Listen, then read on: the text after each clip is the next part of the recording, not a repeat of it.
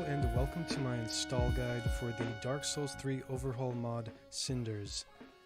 Now this is a pretty simple to install mod, so even those of you out there that are new to PC gaming and modding shouldn't have too many issues. So first you're going to need to go to the Nexus mod page for Cinders, Easy. and I'll leave the link for that in the description.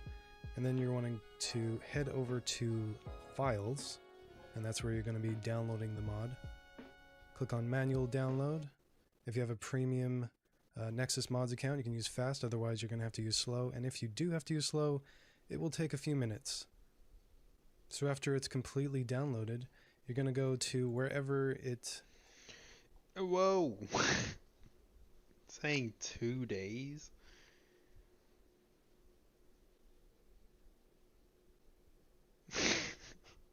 What?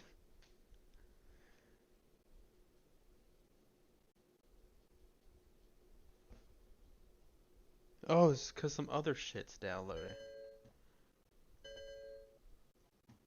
Hold up. What the fuck? Destiny? I haven't played you in like fucking 10 years.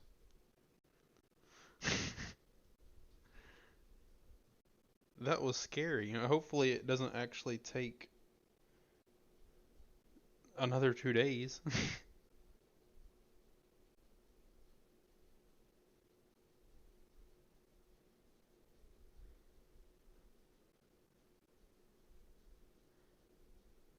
Oh, brother. It's not even moved. It's not even at 0.1.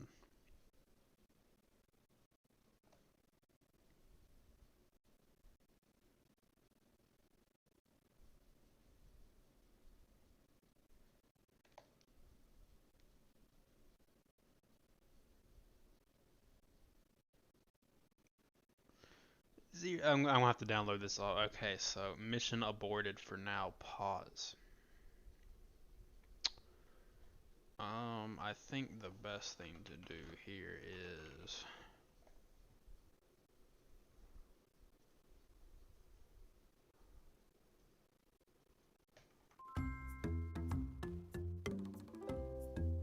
it even saved my level. Oh shit.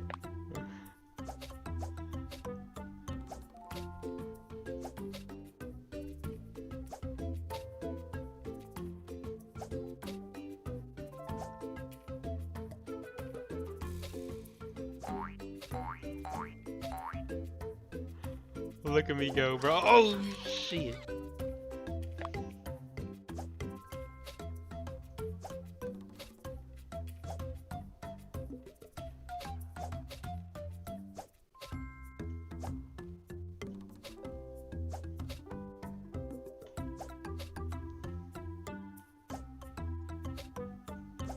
Fuck.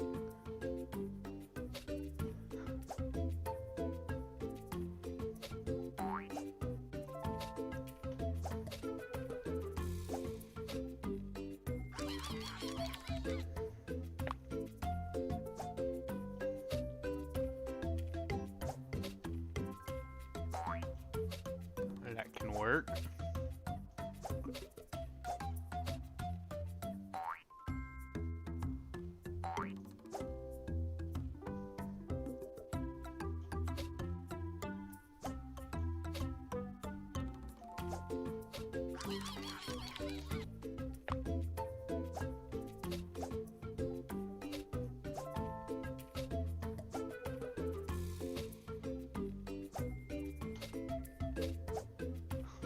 So good, bro.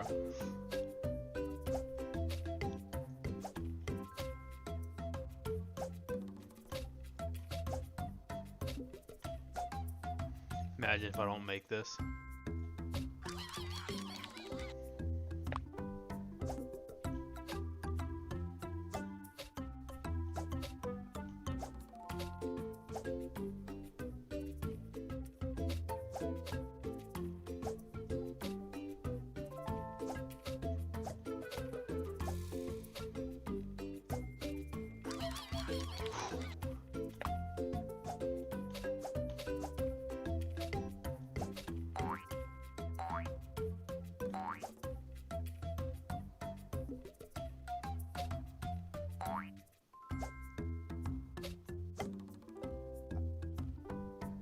Come on.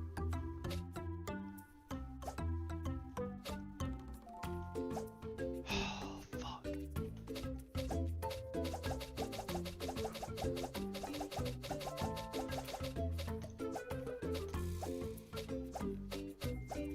Any day now. There it is, baby. No.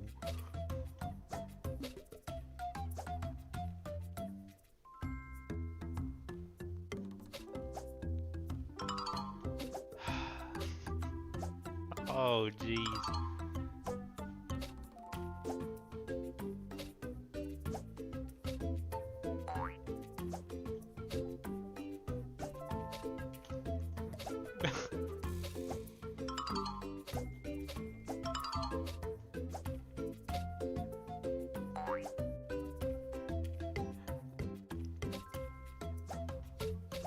Oh.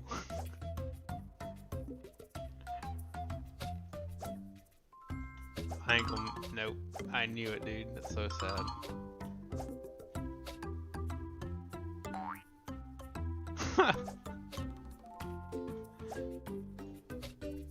What a fucking joke.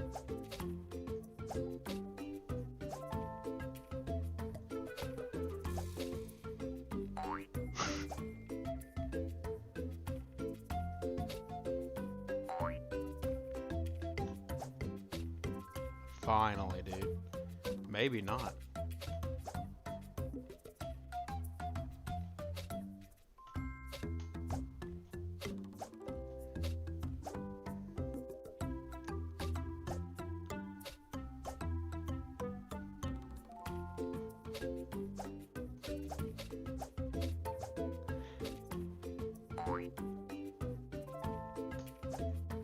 No, God, jeez.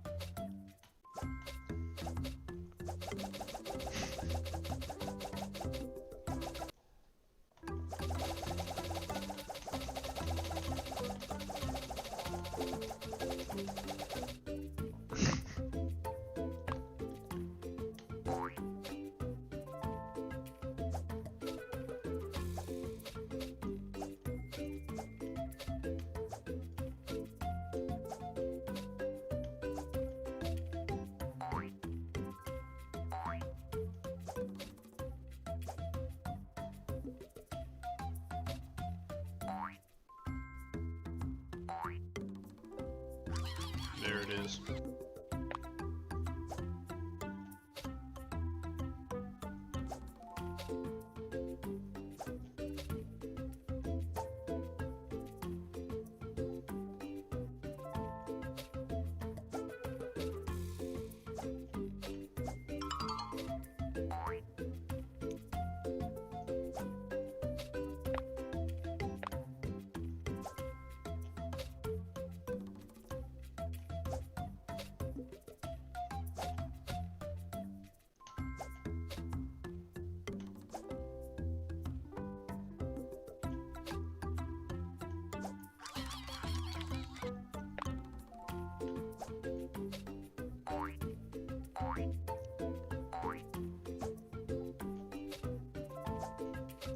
Look at me go, dude.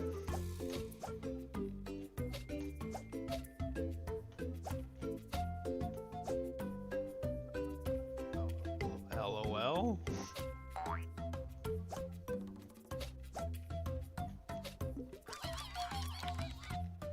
Alright, so the last level I'll do for the night. I didn't have any intentions on actually really doing this. And it's the same fucking shit as last time, too.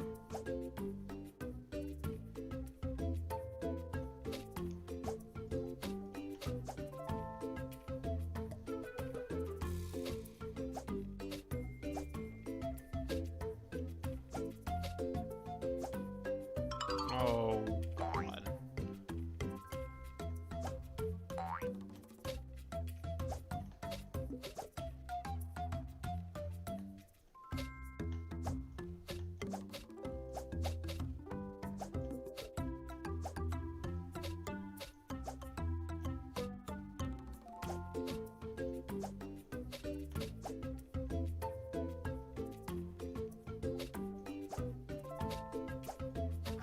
Alright, I did it. Good. Alright. Man. That kind of sucked. Alright, so I don't think I'll be able to even do this tonight. Perfect. So I guess I'm just gonna have to watch some random shit. I don't know who that is. Don't want to know who that is. I didn't change my thumbnail. Should probably go ahead and do that. That's not what I meant.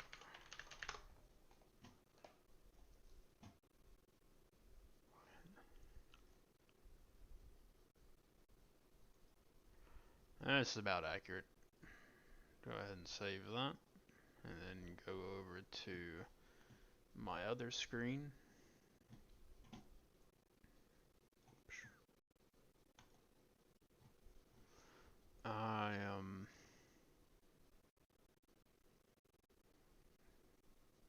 What is this?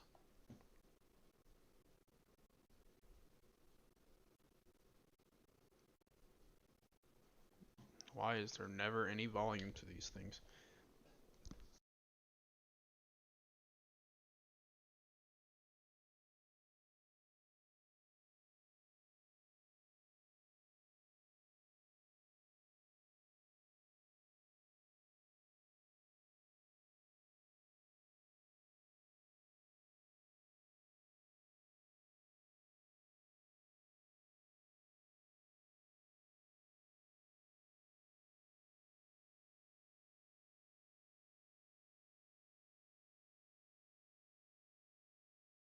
Well, he definitely missed the runway, and there's people on the runway. What a loser.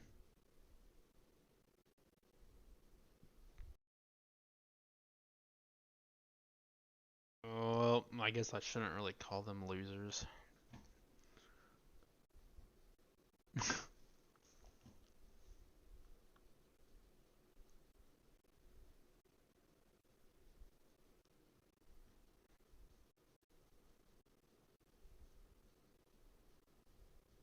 Let's see. Let's see if Chocolate is streaming.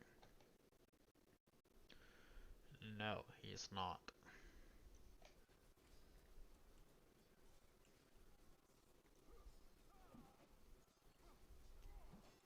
Give me that back. Thank you. Looks pretty boring.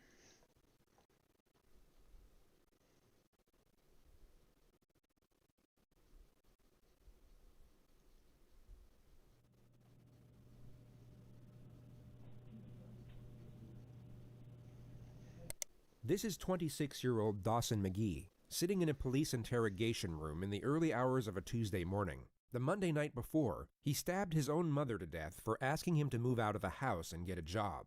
Dawson is unaware that he is being recorded on a hidden camera. In 3 seconds from now, he will hear the sound of the door being opened by a detective. And at that exact moment, you will see a remarkably noticeable switch in his demeanor.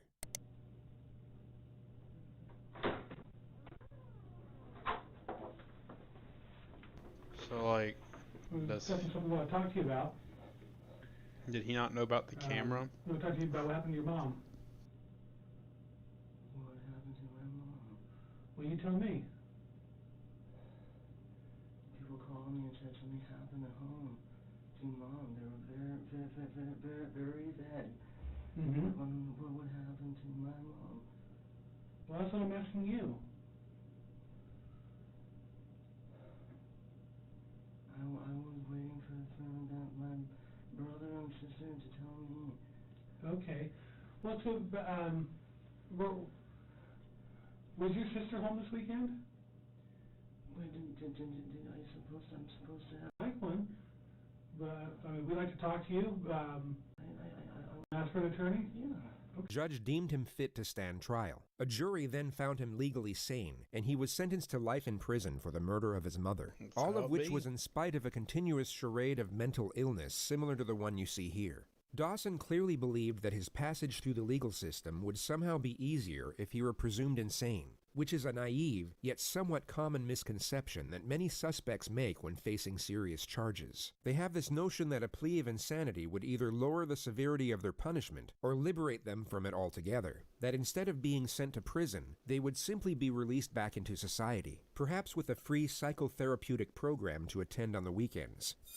This is, of course, a far cry from reality. In the United States, if you're found responsible for a serious offense, but also found not guilty of the crime by reason of insanity, you will be institutionalized at a high-security psychiatric facility. These institutions are without question some of the darkest and most disturbing places in the system. And if you're not actually suffering from the crippling effects of mental illness, living in this type of environment will be a mentally agonizing experience. The foresight of what occurs inside these units would make the majority wish to avoid them. But once you are in, it is very hard to get out, and you will have to serve the same, if not a greater amount of time than you would have had to serve at a regular prison.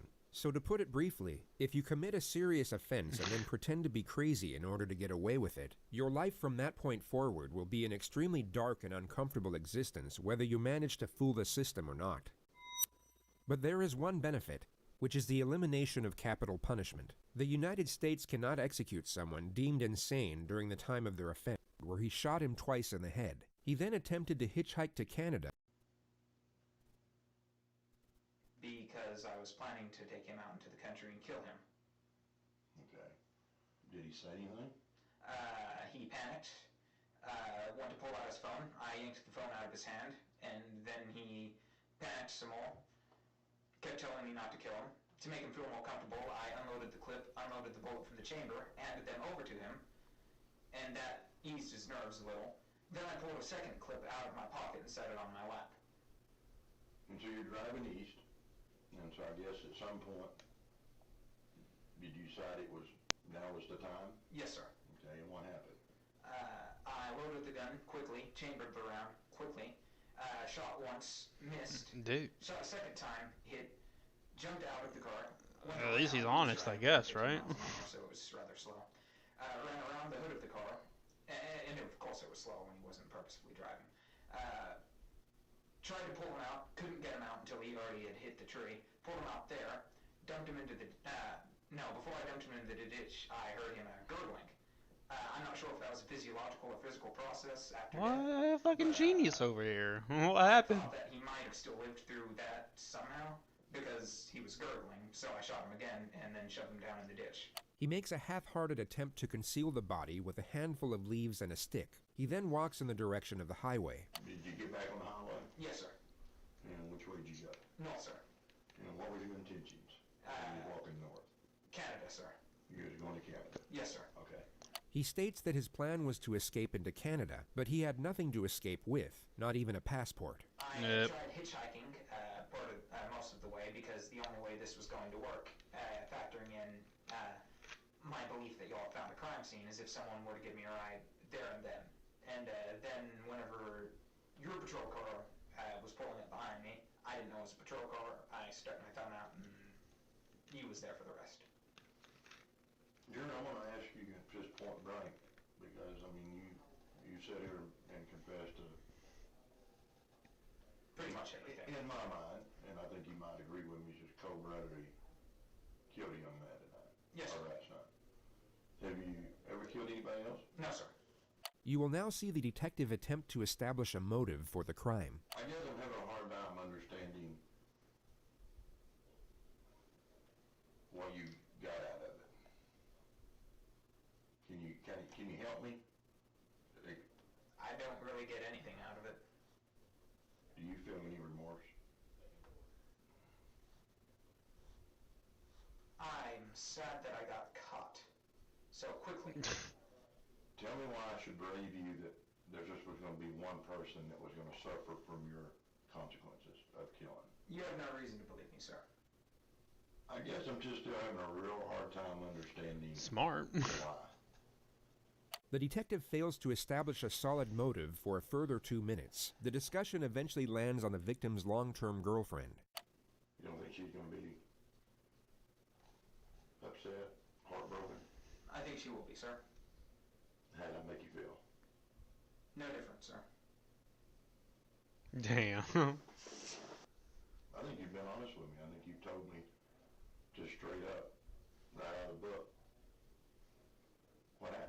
Yes, sir. But, you know, you've done a terrible thing tonight. Yes, sir. You killed a young man. Yes, sir. Just for the simple fact of, I guess pretty much this is safe for you. Yes, sir. And what do you think should happen to you? Death sentence, sir. Damn. Why do you think you deserve the death sentence? An eye for an eye, sir. Do you believe an eye for an eye? Yes, sir. Jared Murray was found not guilty by reason of insanity. He was committed to a high-security mental facility where he is to remain indefinitely. Anything to say for yourself today? No, ma'am. Any reason why you might have done this to this young man? No, ma'am. No reason. No, ma'am. You have nothing to say for yourself. No, ma'am. You want to tell the community anything? No, ma'am. Did you confess to police? Yes, ma'am. Are you proud of what you've done? No, ma'am. Do you have remorse for what you've done? No, ma'am. He appears completely void of human emotion. No regret, remorse, shame, nor fear. He had both taken a life and destroyed his own, yet seems indifferent to the circumstances. With respect to his interrogation footage, the most conspicuous element was the complete lack of self-preservation. He didn't once attempt to deflect blame, nor afford himself any type of justification for his actions. He simply spoke in a factual, non-biased manner, impartial to how his words may have been taken or even twisted to be used against him. There was no calculated structure to his behavior whatsoever. So with this notion in mind, let's move on to the primary subject of this video.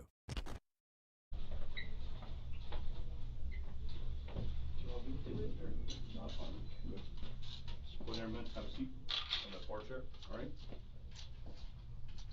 Put your hands up. Ooh, okay, they could have not given him like any better pants. Did you feet up? No, don't do not think about getting up, alright, buddy?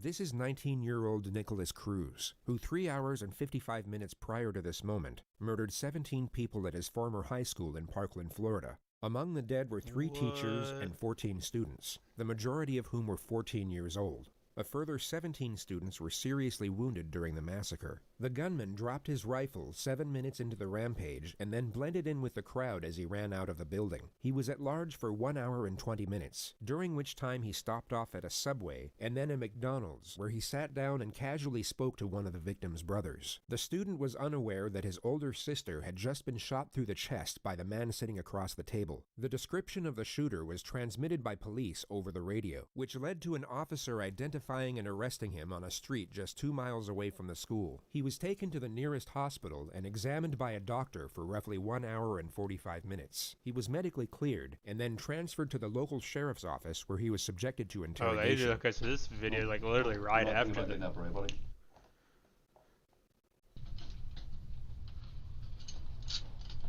From the moment the subject entered the room, his This must eyes have been the fixed Florida upon one. nothing but the floor. He's held on to this downward-facing gaze as if he's either in a state of shock or disconnected from the moment.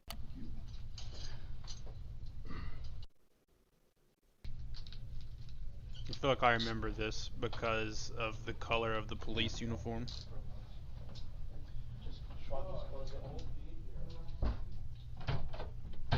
At the exact moment the door shuts, he lifts up his head to observe his surroundings. His behavior completely shifts once he believes no one is watching.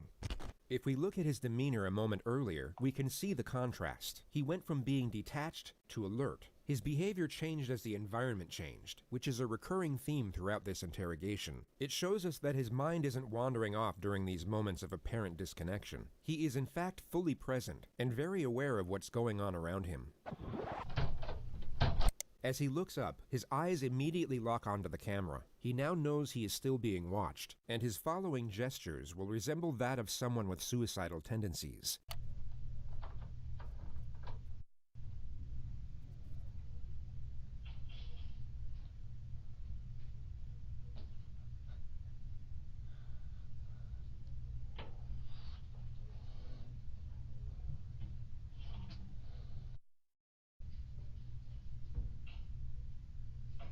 At face value, these externalized suicidal thoughts may seem genuine to some, But when framed with the rest of his behavior throughout this interrogation, they are exposed for what they really are: an act, a calculated attempt to garner sympathy and paint his character in what he believes to be a more positive light.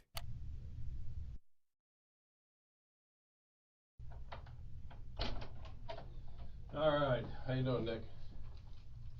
You all right? Gotta be able to speak so I can hear you. All right, I just need to ask you really your name and date of birth just to confirm I got it right, and then I'm gonna see you want a glass of water or something. What's your first name? This is a situation where the proof against the suspect is already conclusive. He is without question responsible for the crimes under investigation, making the pursuit of a confession not essential. The police know he did it, but they need to know why he did it, which would already require a complex strategy in order to obtain the correct information.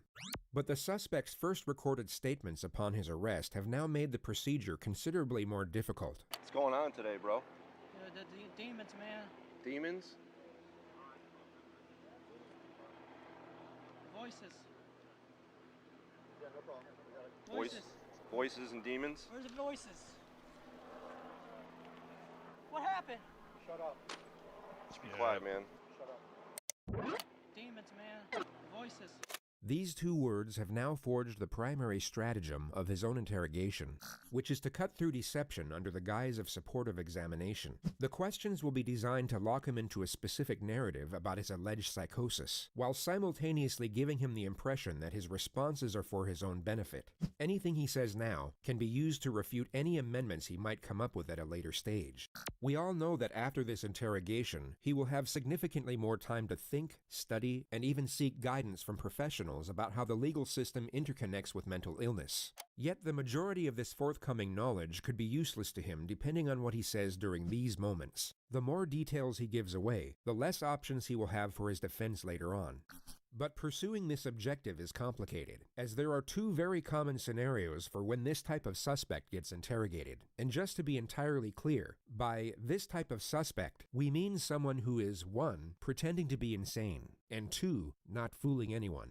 Their most common response is to simply shut down. They regress into total silence or some type of catatonic state, and the interrogation never gets off the ground. The other common response is the exact opposite. They erupt into hysteria or supposed delirium, and everything from that point forward becomes incoherent. The lead detective, John Curcio, must not allow either of these scenarios to transpire, and this makes the first 2 minutes absolutely crucial. He needs to create a positive first impression and resemble the furthest thing from a threat, while at the same time maintain a presence of authority. His temperament will be easygoing and non-confrontational, but also encouraging when extracting a response. His role at this moment is the ally. He needs to be liked, respected, but must not be feared. Not yet anyway.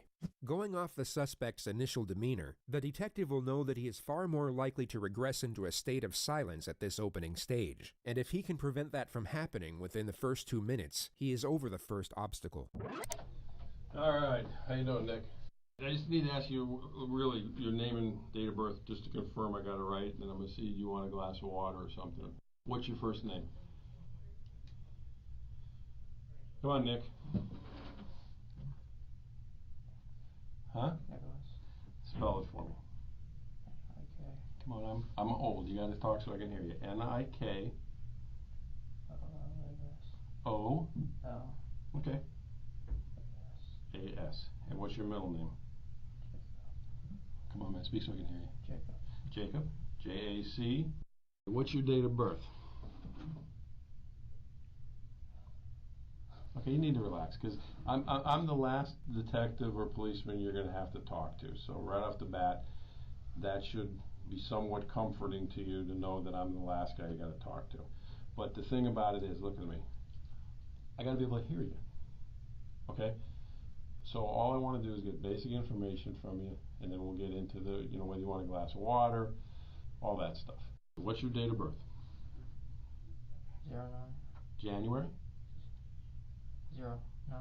09 September. The January. investigation team already know the answers to these basic questions. Their only purpose are to initiate a response, and their non-threatening nature make it more likely for the suspect to engage. They are essentially the opening wedge to get the two-way dialogue flowing. And although the suspect is still partially committed to his catatonic state, as we can clearly see, he is still responsive, making it unlikely for him to regress into complete silence from this point forward. Everything up to this moment has gone to plan. The detective has one foot in the door, and he can now develop the relationship from a more secure position. He goes about this with a standard method of rapport development, the offer of food and water. All right, let me do this. You want cold water? You don't know if you want cold water? Thank you. Well, I'm going to bring in 2, because I want one. It was hot, and then if you decide you want to have it, that's fine. You sure you don't want something to eat? Okay. The refusal to accept food and water is a familiar response which you may have already seen on this channel. It's a glaring manifestation of shame. This is not to be confused with guilt nor remorse, both of which require the acceptance of responsibility, which in turn directs our focus outwards on the feelings of others. Shame, on the other hand, shifts our focus on the perceptions of others towards ourselves. The subject is afraid of how it will look if he accepts the offer considering the circumstances. He instead wants to appear as if he's so negatively affected by the events that he's unconcerned with meeting his basic needs. Of course, I have so many different keys. All right, I'll be right back.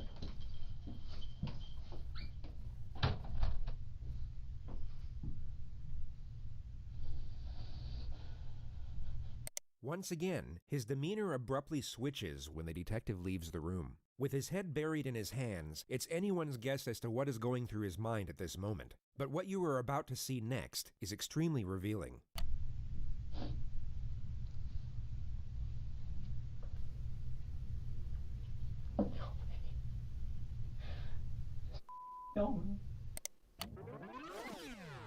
I wonder if they watched Cruz that was a like at left-handed the shooter. moment. The surveillance at the school would confirm this, and if you pay close attention to the movements of his hands in the next moments, although very subtle, you can see that he's reimagining holding his weapon.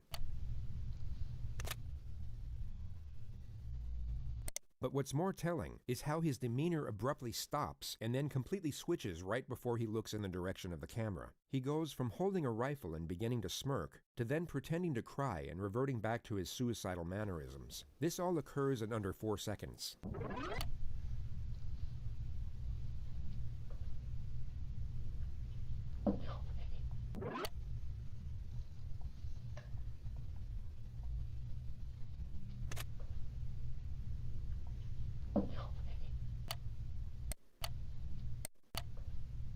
It could be assumed that for a brief moment, he was not only recollecting the attack, but gaining gratification from doing so. He then remembered he was on film, giving reason for the sharp adjustment. His true self was reliving the attack and enjoying his work, while his false self was so dejected to the point he was externalizing suicidal thoughts. Complete opposites.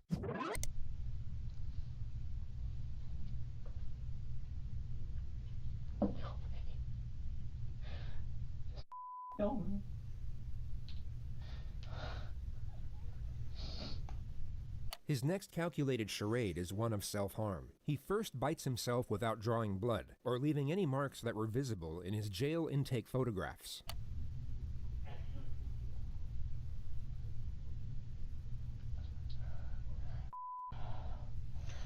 I wonder if this kid has watched anime. He then scratches and squeezes at the 2 needle punctures in his arm from where his blood was taken at the hospital. At the very moment the detective re-enters the room, he will act as if he's desperately trying to conceal his self-injurious behavior. All right. Setting aside the glaring contradiction that he just murdered and maimed dozens of people while leaving himself without so much as a scratch, it's the frequency of these little charades that makes their deception so transparent. This is a person who is not self-injurious, pretending to be someone that is. But it's such a feeble attempt at feigned self-harm, it would almost be a comical moment if the circumstances weren't as horrific. So if they're not bleeding anymore, you want them off. We can pull them off. I'll get you a garbage can. You want them off? Just put them on the... Throw them on the floor in the corner. Alright, this one is mine, because I already opened it. This one's yours in case you change your mind. The next 4 minutes are the extremely tedious process of getting the subject to engage further through basic questions. The topic of his phone will now be brought up. What about your phone? Do you have a phone? I lost it. When did you lose it?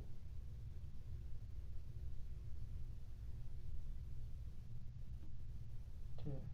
Today? Okay. What kind of phone is it? I don't know. Okay, is it a flip top, an iPhone, a Samsung? It's a phone. What's the number? Yeah, I don't know if he's gonna give that out. I can't remember. Okay. He will now begin to feign a state of hysteria, which then morphs into a simulated panic attack and fake hyperventilation. The detective will need to refute the act immediately as to not let the subject gain confidence with it, but he also has to maintain rapport and avoid confrontation. He essentially has to tell the subject to knock it off, but in the most passive manner possible. I can't remember, dude. I can't. Okay, Nick, calm down. Okay. You've already been medically cleared. I know what's going to be talked about is difficult, but again, you don't remember your phone number. How long you had the phone?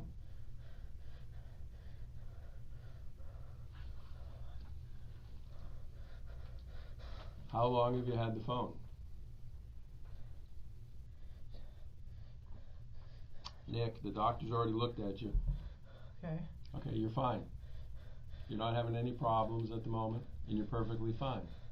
So calm your breathing down, all right? And I want to believe certain He's things getting that you're going to dicked tell right me. now, dude. But, you know, if we're getting where you're going to hyperventilate over a phone number, okay? All right. All right. So what's your phone number? Huh? 954. Okay, 954. The manic episode is somewhat curbed, but the subject is still clearly committed to it. 954-821. 2007. Yeah, is that something you should really be giving out, though, like on the internet? 007. 1007. And again, going back to what kind it is. Do you know if it's an iPhone, a Samsung? I don't know. How long have you had it? Every kid knows what the phone is, man. I got kids your age. Ever since my mother died. I know, I heard about that. That's what I was going to talk about next. This is a turning point. Cruz's adoptive mother had indeed passed away the year prior from pneumonia. The topic is sympathetic towards himself, and it seems to have stopped the feigned hysteria in its tracks. Compared to his neurotic behavior in the minutes leading up to this moment, he all of a sudden appears calm. He is clearly receptive, and thus responsive, to the cue of compassion when it's directed at himself. The detective recognizes this, and although he said he would talk about the subject's mother next, he instead focuses on it immediately to keep him engaged. All right. So, but you had, since your mom died, how long has your mom passed? I can't remember, I think. Okay. This November. year or last year? November. November? Okay. Okay. When your mom passed, were you living with her? Yes. Okay. What city was that? Parkland? The subject drops the act and becomes more engaged in the conversation. The detective inquires further about his mother for roughly 3 minutes before shifting the discussion. It focuses mainly on the subject's background, and he first declares that he was depressed for the majority of his childhood. He then reveals his history of drug use, which consists of marijuana and Xanax. After that, The he claims Xanax to have is very attempted bad. suicide by alcohol poisoning 2 years As ago, well but as in his own alcohol. words, was able to sleep it off. He then states that he was employed at the Dollar Tree for the last 2 years working as a cashier. So you've been No able to hold wonder down a job they for 2 years. That's pretty good, right? Yes. Other than Dollar Tree, where else did you ever work? Lawn mowing. What? Lawn mowing. Lawn mowing? Oh, okay. All right. When you tried to kill yourself with alcohol, your mom was still alive. What were you depressed about back then? Loneliness. Loneliness? Loneliness. Friends? No friends? Or what kind of loneliness? I mean, everybody gets lonely. Solitude. Solitude? You don't have a lot of friends? No. Okay. Well, you have less now, dude. Today, when I say today, starting from last night when you went to bed to this morning, did you do any kind of drugs at all? Any Xanax, any marijuana, anything like that? No? Okay. The subject reveals that he has a biological brother whom he was adopted with. He then claims to have been making $1,200 a month at the Dollar Tree. The discussion now lands on what his aspirations were. When you weren't depressed, what did you want to be when you got out of A ranger. A ranger, an Army Ranger? Did you ever apply, fill out any paperwork to try to go to the Army? I took the ASVAB, failed. Okay, why'd you fail? Because I was stupid. You what? True. Stupid. You're stupid? Okay, were you going to take it again?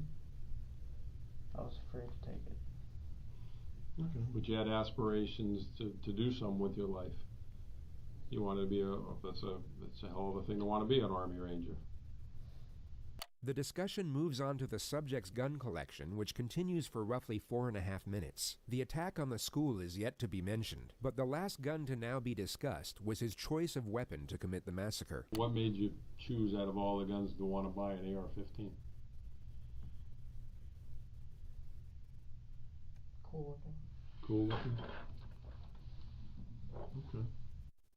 Now when you bought it, I mean, it was a legitimate purchase. They gave you a receipt and everything, right? So you bought it legally, right? Did you fill out those forms and everything? Okay, you remember those forms? Okay.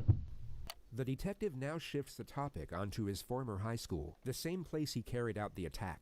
Now, 3 years ago when you went to Douglas, and obviously you stopped going there, why'd you stop going there? My depression worsened. Your depression worsened? And what was going on? Did you just stop school on your own, or did some incident happen where... Yes, some incident. Well, what was the incident that happened? Fought a kid. You fought a kid? You remember the kid's name? Ian. And did you guys both get in trouble for the fight, or? Yeah. Okay. Well, what did they do? Suspend you? They suspended me. Okay. And what happened from there? After you got suspended, did you go back to school? Yeah. Okay. What happened? Why'd you stop going there then? Felt embarrassed. You felt embarrassed because you got suspended, or you felt embarrassed because of why? Because of the fight. Okay. Well, what was embarrassing about the fight? What were you guys fighting over? A girl. A girl? Well, what was embarrassing about it? I mean, did Ian get the better of you? Was that what was embarrassing, or you got the better of you? Okay. He has just provided the state with a solid argument for a motive. Establishing a reason for an offense is critical when dealing with claims of insanity. It can not only indicate premeditation, but also calculated malice in connection to the crime, something considered absent in the mind of the criminally insane. He also asserts that he was lonely and depressed while attending the school, all of which can reinforce the argument that he was exacting revenge upon the community in which he felt ostracized. Alright, so you go back to school. What ends up happening? You just stop going to school out there, or you got into more problems? Got into more problems. What was the more problems? Failing class. Okay. Not going to school. Okay. And this was all while your mom was still alive? Yeah. Okay. Did there come a point in time where you just stopped going there, or they expelled you? Or I just stopped going and then transferred me. They transferred you?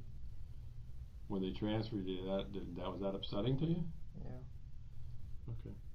As we know, the suspect has made the claim about hearing a voice which he labeled the demon. The detective will now attempt to get a detailed narrative of these perceptual disturbances. He will do so by asking a series of open-ended questions and then continuous follow-up questions. No, he needs to be thereafter. careful This will lock not him into to- specific claims about what he was hearing. The more information he gives away, the less he will be able to amend later on. And the more questions that are posed, the more likely he is to make contradictions that can be used against him.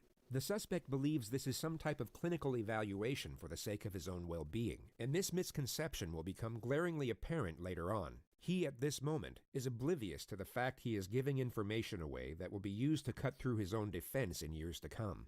You go to the hospital, the doctors clear you, and you're talking about demons. What are the demons? The voices. Well, tell me about it. What are the voices about? It's another voice, the evil side. Okay. And how long has that voice been going on? Years. Did you ever tell anybody about the voice? Never? And what does the voice say to you? Burn, kill, destroy. Okay, burn, kill, destroy what? Anything. Okay, but have you ever burned, killed, or destroyed anything? What have you burned, killed, or destroyed? Burned, just fire, set fire. To what? In a pit, fire. Oh, a fire pit. Okay, well, I mean, the voice told you burn something, you built a fire in a fire pit. What's destructive about that? That's what fire pits are made for. What else did the voice tell you to do that's... Kill animals. Okay, have you ever killed animals? Yes. What kind of animals? Birds. Birds? Wild birds or people's Birds. pets? How do you Not kill wild them? Birds. How do you kill them? Wait for them, kill them. Oh, can't catch them, so how you waiting for them? Out in the grass. Wait for a bird to come up. There's no way, man. I'm a bird lover. There's no way. You can't catch a bird, Holmes. No, I mean like... With a pellet gun? Oh, okay. Where's your pellet gun? It broke. Okay. Alright, so the voices tell you to hurt animals and start fires in the fire pit. When was the last time you heard the voice? Yesterday. What time was it yesterday? It was at night. Okay. And where were we at? Work. You're at work? So you're at Dollar Tree. And what's the voice telling you? Hurt people. To hurt people. Hurt people at Dollar Tree? Or hurt people? Hurt people in general. Okay. Doesn't say specifically who? Alright. Can you tell how old the voice is? My age. Okay. Do you have a good voice too, or just a bad voice? Is there a voice inside you that says, do good things? The detective will now start getting confrontational, and the subject's behavior will shift once more in response. You will see him get defensive as he attempts to protect his narrative, and his responses will become much faster. He will even cut the detective off multiple times. Keep in mind that he was barely saying anything at the start of this interrogation. No? So it's bad. Yeah, can't be. You held down the job for 2 years. If you were doing things bad, you wouldn't be able to hold the job down for 2 years, right? Okay. I mean, look. Everybody has. It's me and then my bad side. I understand. Everybody's got a quote good and bad side. There's people. No, it's a voice. The voice isn't here, and it's me, just regular me, just trying to be a good person. Okay.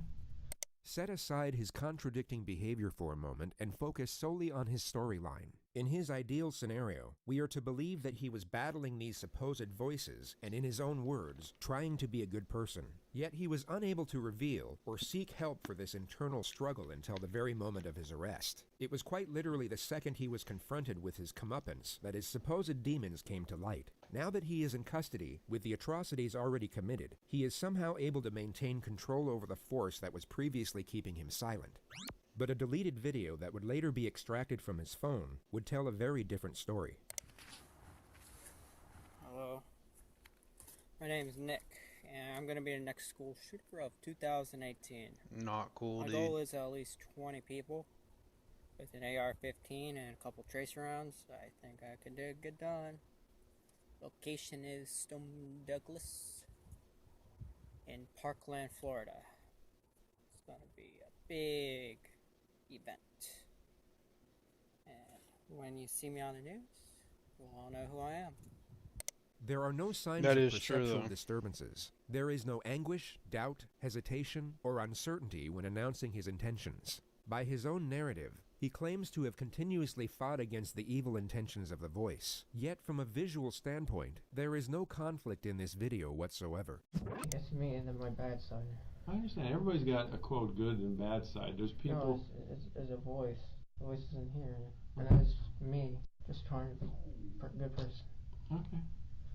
But obviously, again, when you say it's a voice, it's you. It's all you. The voice is you as well. Yeah. The voice didn't force you to do anything, right? No, the voice did. It's two voices.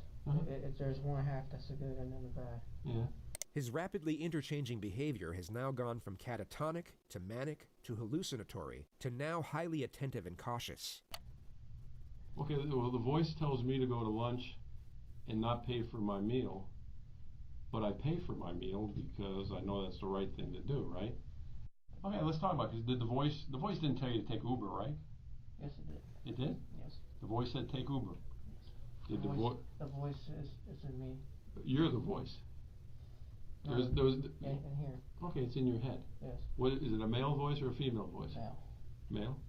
The subject was beginning to panic, but the detective dials it in for the time being and switches the discussion back to more trivial matters. It seems that he wants to consult with the investigators outside before maximizing the pressure, and he reestablishes a certain level of trust before leaving the room. Let me go. I'm going to go back and see what everybody's doing as far as what they need me to do. You're not a psychologist or anything? Or? No, I'm not. I'm a 59-year-old man who's raised 3 children, so I guess that makes me somewhat of a psychologist. Think you can give me a psychologist here? I can certainly ask. Okay. Have you ever seen a psychologist before? No. Okay.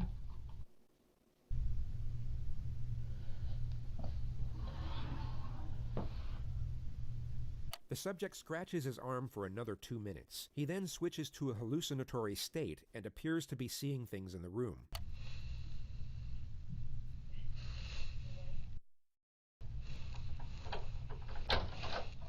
All right. Got some stuff here.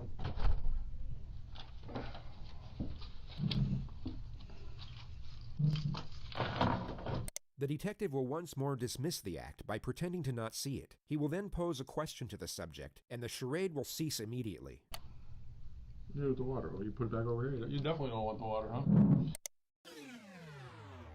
It's very interesting to observe his facial expressions at the exact moments he abandons fake behavior. These are the very brief junctures in which his true self appears to surface. It's easy to get distracted by the present situation as he sits there in a hospital gown chained to the floor, essentially helpless to the cunning devices being used against him. But in moments like this, we are reminded of what we're actually dealing with.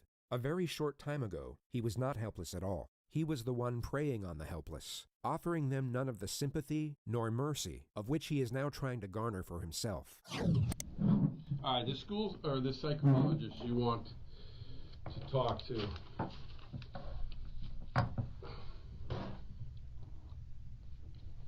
Obviously, I would have to tell him what you want to talk to him about. So, what exactly do you want me to ask him, or why do you want to talk to a psychologist?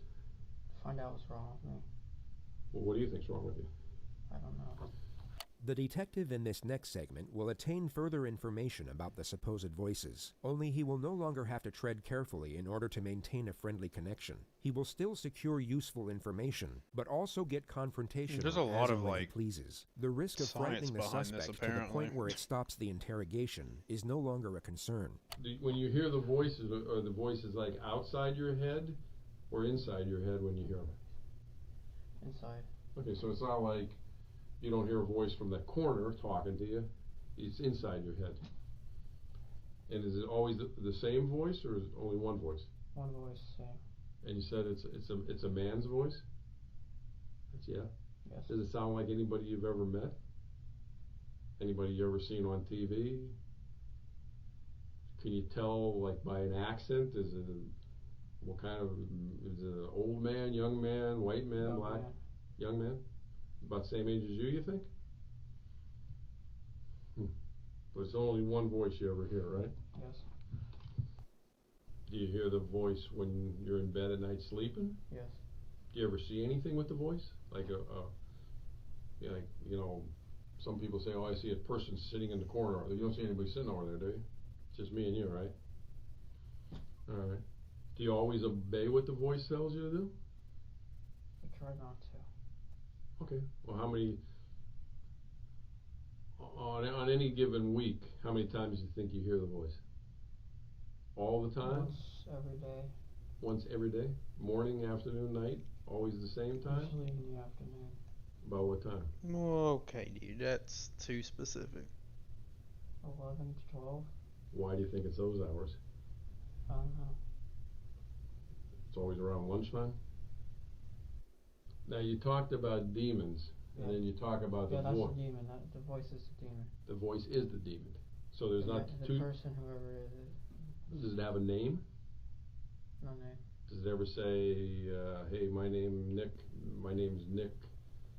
does he use your name or use somebody else's name? Just a voice with no name.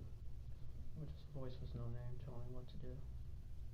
Did the voice tell you to buy that AR-15? Yes. Did it tell you? But hey, earlier, I gun, don't think he cool? said that.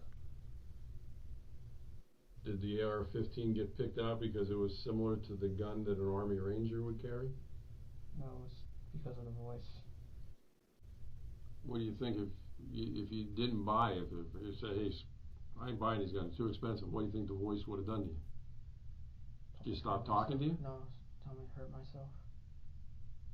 How would you hurt yourself? Cut. You're a cutter? I'm a cutter. Alright. When was the last time you cut yourself? Earlier. Earlier when? When I was fishing. Earlier today or Earlier today.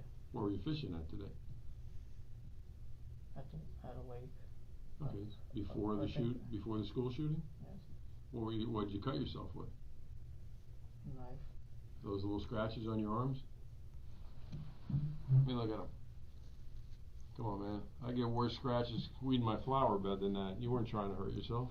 Yes, it wasn't sharp enough. Wasn't sharp enough? No. How many knives do you own? 4, 5. How long have you been cutting yourself? Years.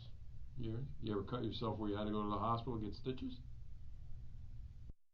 When you cut yourself, it's because the voice just told you to cut yourself. And if you didn't talk or you didn't listen to the voice, then you were going to be alone because your voice was your only friend. That's kind of what you're saying. You got a friend in me. You know you have a biological brother. Since me and you have been talking, have you heard the voices? What's it said? Saying to cut yourself. For you to cut yourself. Does the voice like me? Huh? Does the voice like me? He doesn't trust you. Why doesn't he trust me? I'm pretty relaxed, ain't I? I'm trying to figure that out too. Well, what doesn't he like about me? I mean, I'm kind of grinning because I want to know what the voice's problem is with me. What doesn't he like about me? I treated you fairly. I've given you water. I talked nice to you. You know. You're too nice. I'm too nice. Yeah. Yeah.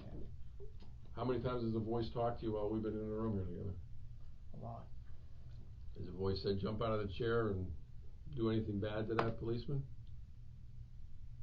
Saying kill yourself now. I don't really believe there is a voice, to be honest with you. There is a voice. No, I don't think there is. I'm telling you the truth. There is. No. I mean, I feel you probably want to kill yourself because of what happened, but... No, the voice is telling me to kill myself. Okay, but the voice is telling you that the AR-15s is... You like guns, man. You want to be a ranger. You like guns. It's all right. There's cops like that. There's cops who got 50 million guns.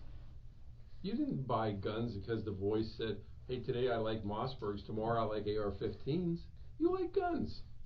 Can you call the psychologist? I get it. I've already got the questions from some of the psychologists. Some of the questions I asked you were from... Yeah. I see. That's the ones I asked you. You already... No.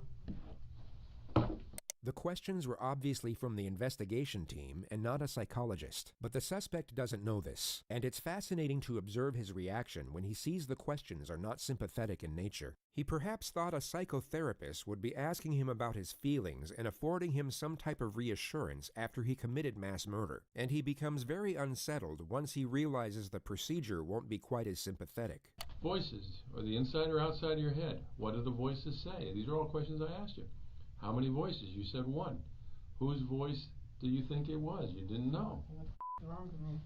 I don't know. I don't understand why you can't admit you like guns. You want to talk to a psychologist. Why didn't you talk to a psychologist when the voices started? The voice is telling me not to, and I listen. The voice was telling you not to talk to a psychologist? Yeah, but myself, I wanted to. You ever go to church? I wanted to. No, I'm saying ever in your life. Yeah. Do you believe in God? I don't believe in God. What do you believe in? I feel like there's something. Okay. But if you believe in demons, do you believe in angels? Angels is the good demons are the bad. But when you say the word demon, you think it's an evil spirit? Or what do you think it is? A voice. The subject had earphones in during the mass shooting. The topic now lands on the music he was listening to. Well, I mean, I'm sure we don't like the same music. What kind of music were you listening to? Name the group. Please don't say like Slayer. What was it? Mark Green. You have to help me. Mark what? Mark something. What was the song though? Sad. That's the name of the song? Sad? No, Salad Days. Salad Days?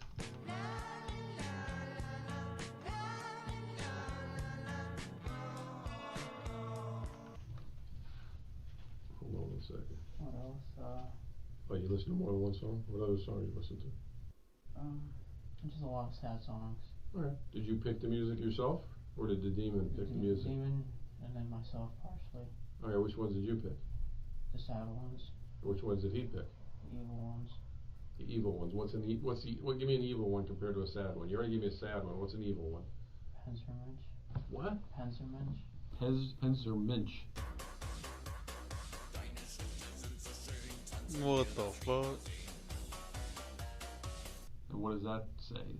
I don't know. I mean, there's no lyrics to it? Oh, no. Oh, well, there is lyrics, but I don't know what it means. But is it in English? No. What language is it in? German. German? Do you speak German? No. Then how do you know what the lyrics mean? I don't. So they could be happy, right? I don't know if they're happy or not.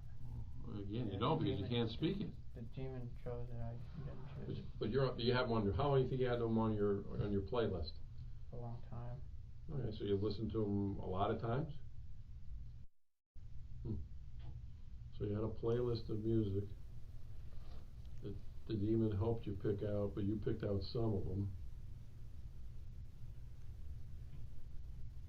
I'm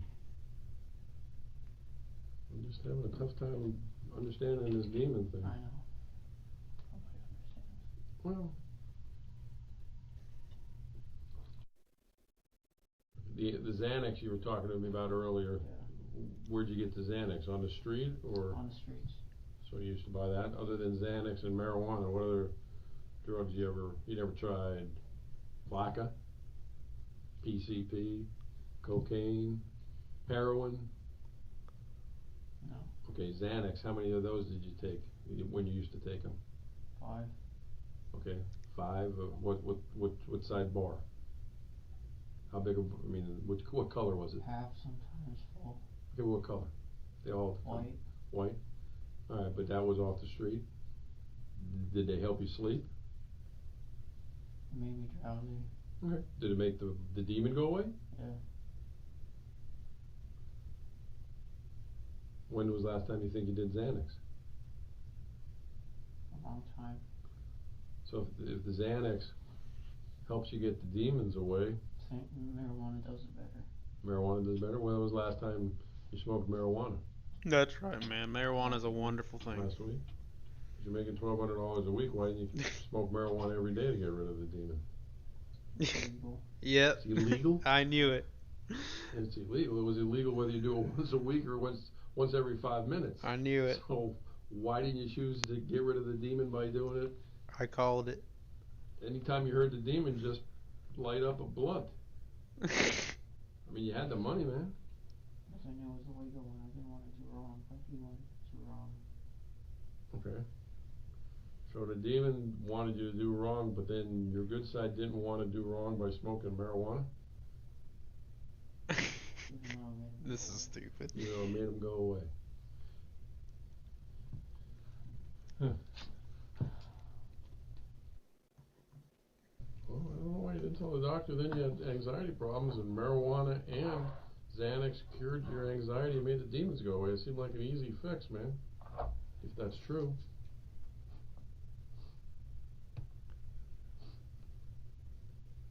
You sure you didn't like the demon they're voice? Also expensive. You sure? I'm sure. Then why didn't you go to a doctor and get rid of it? I was afraid. I'm just afraid to be... Why, well, forget that for a second. Let me ask you another crazy question. The demon, was the demon there that night? Ian beat you up on campus? Huh? Was the demon there that day when Ian beat you up on campus? Yes. He told me to go up to him. Okay, so who did Ian beat up? You or the demon? Me. Okay, so why didn't the demon do something to stop it? Because he can't. Huh? Why didn't I don't know. That's a good question, because the demons tell you to do all these bad things. Why couldn't the demon get you mad enough to get the best of Ian?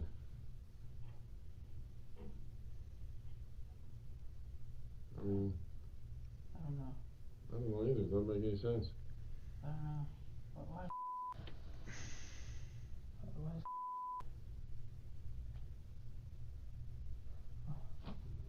I don't know. The demon's this I don't know why. all-powerful thing that tells you to do bad things, and you're afraid of it. Why didn't the demon just take over right then when Ian was getting the best of you and get the best of Ian? Why did the demon not do that?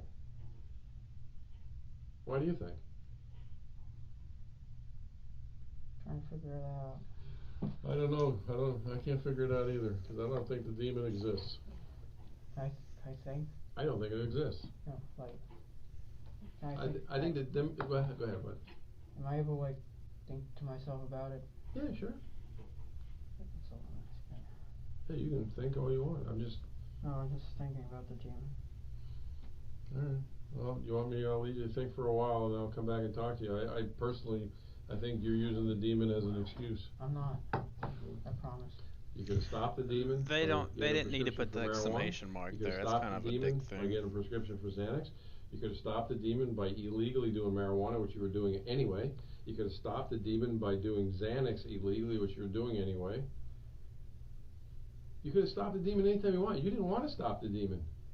The subject seems to be coming to the realization that he's not going to be treated as a victim. As he begins to meet this reality, you will notice him exhibit signs of fear. You will then see him attempt to escape the confrontation by feigning a state of psychosis once more. The detective will recognize this, but this time will not afford reassurance. He will instead apply further condemnation, and a visibly frightening realization will engulf the suspect from that point forward. It's essentially the very beginning of retribution. The detective introduces him to the rest of his life at this moment. No, that's not true. You didn't. You could have. I've given you 4 ways you could have stopped the demon, man. Okay, now you're just acting like that because. No. Okay, well, relax. You're just acting like that because I'm making sense. Calm down. I'm making sense, and you don't like when it makes sense. No. Because it doesn't fit into the story you're telling me. They figured it out in like 2 hours. That's actually pretty impressive. Well, why are you looking at your arm now? I'm trying to understand why. Well, why didn't you want to stop the demon? I don't know. Because I think you like the demon. No, I don't. Okay, why didn't you stop it then? I don't like the demon. I don't like the demon. I don't like the demon. I don't like the demon. Well, that's if the demon even exists. Can I get an attorney or something? You want what? An attorney? Yeah. Did the demon, the voices tell you to get an attorney? Okay. All right, we tell damn, the voice, dude. That was. ahead. Damn. Did the demon tell you to get an attorney? Holy I will shit. stop talking to you. I'm scared. You're scared of what? Scared of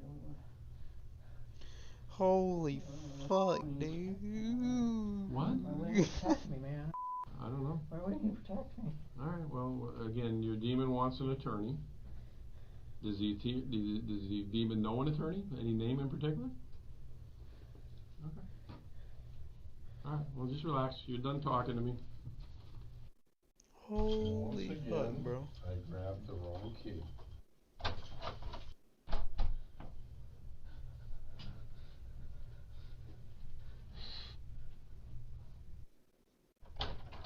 Alright, do me a favor. Stay seated.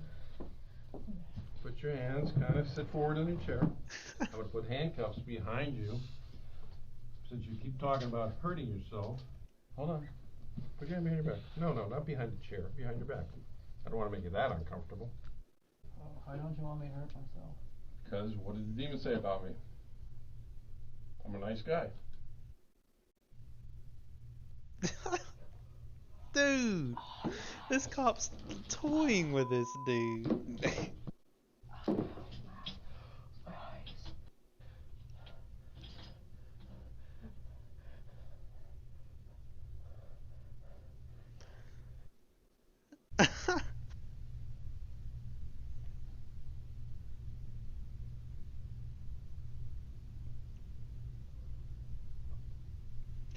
He's trying to let the demon out.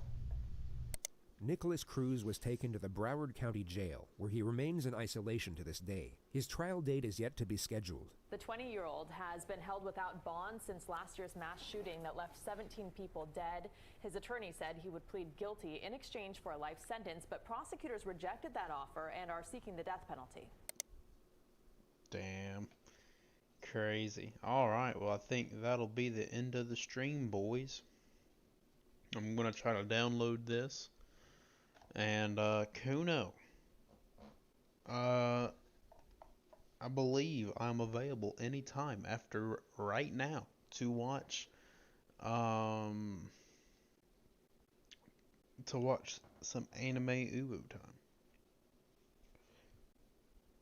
Thank you all for coming out.